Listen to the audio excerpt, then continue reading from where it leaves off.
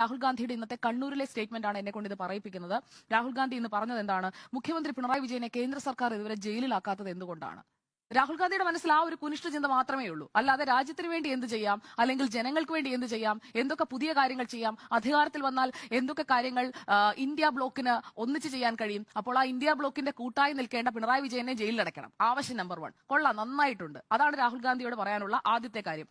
പിന്നെ ദില്ലിയിൽ ഇരുന്നുകൊണ്ട് കേന്ദ്ര ഏജൻസികളെ, അരവിന്ദ് കെജ്രിവാളിനെ ജയിലിലാക്കി കഴിഞ്ഞാൽ ഉടനെ കേന്ദ്ര ഏജൻസിയും ഇഡിയും ഒക്കെ മോശമാണ്. പക്ഷെ അതേ ഇഡി കേരളത്തിൽ പിണറായി വിജയനെ ജയിലിലാക്കണം.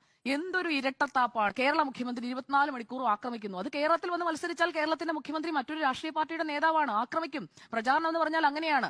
അല്ലാതെ ആരുടെയും ആക്രമണം ഏൽക്കാതെ ഒരു പട്ടുതൂവാലയിൽ പൊതിഞ്ഞ് MP സ്ഥാനം കിട്ടുകയൊന്നുമില്ല. സ്വന്തം പാർട്ടിയുടെയോ ഘടകകക്ഷിയായ ലീഗിന്റെയോ പതാക, അതാണല്ലോ പ്രധാനപ്പെട്ട മറ്റൊരു വിഷയമായി ഇപ്പോൾ ഇടതുപക്ഷം ഉയർത്തിക്കാട്ടുന്നത്.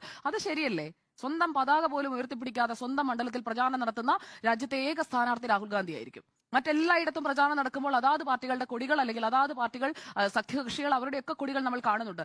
എന്റെ ശ്രദ്ധയിൽ, നിങ്ങൾക്ക് മറിച്ച് പറയാനുണ്ടെങ്കിൽ തിരുത്താം, എന്റെ ശ്രദ്ധയിൽ എന്തായാലും ഈ 543 മണ്ഡലത്തിൽ വയനാട് മണ്ഡലത്തിൽ മാത്രമാണ് ഇങ്ങനെ ഒരു സവിശേഷമായ സാഹചര്യം ഞാൻ കാണുന്നത്. അപ്പോൾ ഘടകകക്ഷിയുടെ പതാകയില്ല, കോൺഗ്രസിന്റെ പതാകയില്ല, ത്രിവർണ്ണ തൊപ്പികളൊക്കെ കണ്ടു. അപ്പോൾ അതിനുള്ള ധൈര്യം കാണിക്കാത്ത രാഹുൽ ഗാന്ധി ഇന്ന് വന്നിട്ട് പറയുകയാണ്, നരേന്ദ്രമോദി ഏറ്റവും കൂടുതൽ വിമർശിക്കുന്ന ഞാനാണ്, ഞാൻ കഴിഞ്ഞിട്ടേ ഉള്ളൂ വിമർശിക്കാൻ ആരും, പിണറായി വിജയന് പേടിയാണ്. പിണറായി വിജയന്റെ പാർട്ടിയുടെ കൊടിയും അതുപോലെ തന്നെ INL-ന്റെ പച്ചക്കൊടിയും ഒക്കെ പിടിച്ചു തന്നെയാണ് ബൃന്ദക്കാരായിട്ട് വന്നപ്പോഴും ആ 2 കൊടിയും ഒന്നിച്ച് ഉയർത്തിപ്പിടിച്ചതൊക്കെ നമ്മൾ ദൃശ്യങ്ങളിലൂടെ കണ്ടതാണ്. അപ്പോൾ ആർക്കാണ് ധൈര്യം?